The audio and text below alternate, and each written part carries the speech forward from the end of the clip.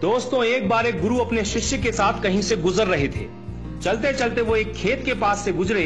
खेत बहुत अच्छी जगह पर था, वहां की जमीन बहुत उपजाऊ थी, पर उस खेत की हालत देख के लगता था कि उस खेत का मालिक उस पर जरा भी ध्यान नहीं देता है। पूरी तरह से उजाड़ सी हालत थी उस खेत की। खैर, दोनों को बहुत प्यास लगी थी, तो वो खेत के बीच में बने एक टूटे फूटे घर के सामने पहुंचे। दरवाजा खटखटाया, अंदर से एक आदमी निकला, उसके साथ उसकी पत्नी और 3 बच्चे भी थे। सभी फटे पुराने कपड़े पहने हुए थे। गुरु ने पानी मांगा, उस आदमी ने उनको पानी पिलाया।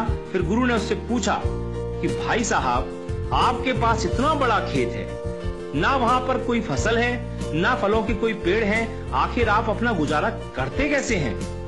आदमी ने जवाब दिया, जी हमारे पास एक भैंस है, वो काफी दूध देती है, उसको बेच के कुछ पैसे मिल जाते हैं और बचे दूध का सेवन करके हमारा गुजारा चल जाता है। चूंकि शाम काफी हो गई थी, तो गुरु और शिष्य ने रात को वहीं रुकने का तय कर लिया।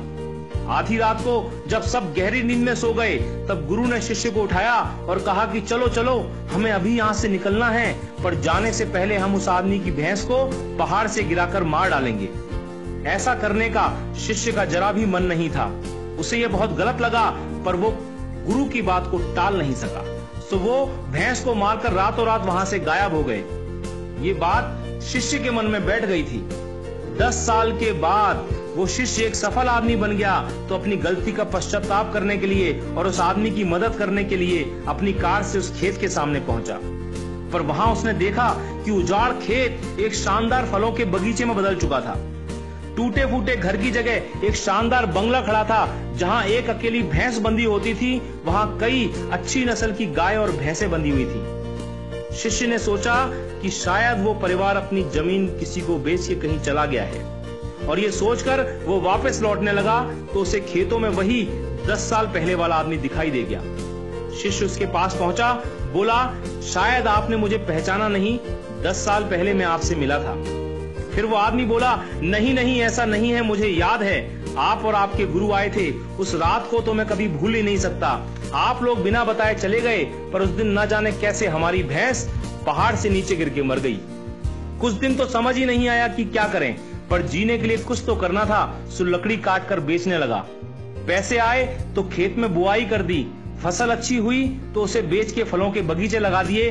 काम अच्छा चल पड़ा और आज मैं आसपास के 1000 गांवों में सबसे बड़ा फल व्यापारी हूं। शिष्य बोला, ये काम आप पहले भी तो कर सकते थे। तो आदमी बोला, तब जिंदगी बिना मेहनत के गुजर रही थी, कोई रिस्क नहीं था, तो लगा नहीं कि मेरे अंदर इतनी क्षमता है, सो कोशिश ही नहीं की। पर जब भैंस मर गई तो हाथ पांव मारने पड़े और फाइनली मैं यहां तक पहुंच गया। दोस्तों, कई बार हम भी परिस्थितियों के इतने आदी हो जाते हैं कि उसी में जीना शुरू कर देते हैं, चाहे वो कंडीशन कितनी भी बुरी क्यों ना हो। यहाँ तक कि हम अपनी नौकरी से कई बार इतनी नफरत करते हैं, पर फिर भी उसे पकड़े पकड़े जिंदगी बिताने लगते हैं।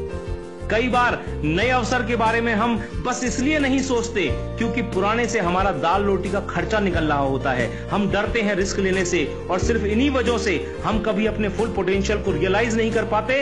हम अपनी क्षमताओं का पूरा उपयोग नहीं कर पाते, जिससे हमारी लाइफ कहीं बेहतर बन सकती है। दोस्तों, सोचिए कहीं आपकी लाइफ में भी कोई ऐसी भैंस तो नहीं है जो आपको एक बेटर लाइफ जीने से रोक रही है। आपने कहीं उस भैंस को बांध के तो नहीं रखा है, और यदि लगे कि ऐसा है तो आगे बढ़िए, हिम्मत करिए और काट के फेंक दीजिए उस रस्सी को जो आपको बांध के रखी हुई है।